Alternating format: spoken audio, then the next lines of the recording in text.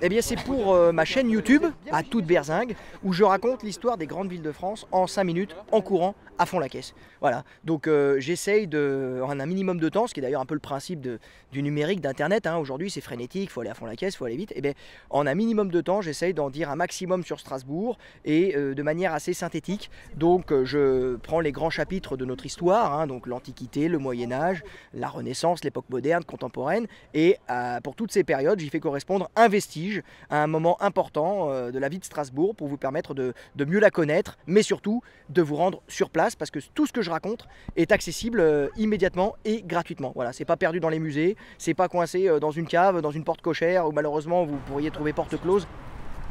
Je connaissais un petit peu, j'en avais déjà parlé dans mon précédent livre Hexagone, où je racontais l'histoire des voies de communication en France. Donc évidemment Strasbourg est incontournable, hein. D'ailleurs hein, Strasbourg ça veut dire littéralement en allemand Strasbourg, la ville des routes. C'est un axe routier fondamental, c'était un des carrefours les plus importants de l'Europe du Nord, qui conduisait du Rhin à la Méditerranée en passant par Lyon, et qui conduisait de la Bretagne, Paris jusqu'à l'Allemagne. Donc c'est vraiment une croix essentielle. En plus on a la présence du Rhin, on a la présence de l'Ille qui permet aussi de faire voyager les hommes pour pas qu'ils se perdent, hein, parce qu'avant qu'il y ait les panneaux de communication ou de signalisation, il y avait des fleuves qu'on suivait, hein, qui étaient des points de repère idéal, mais sur les fleuves aussi où on fait circuler les marchandises. Donc Strasbourg a toujours été un carrefour, un noyau essentiel, et c'est un petit peu ce que j'avais envie de raconter.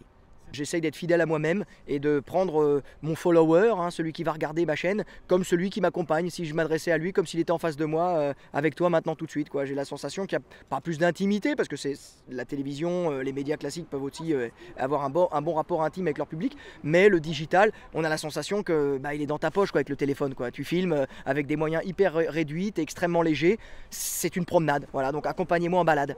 J'aimerais bien sortir ça pour les fêtes de Noël.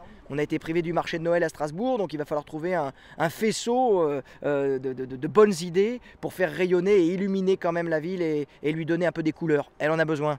On en a tous besoin. Merci beaucoup. Merci.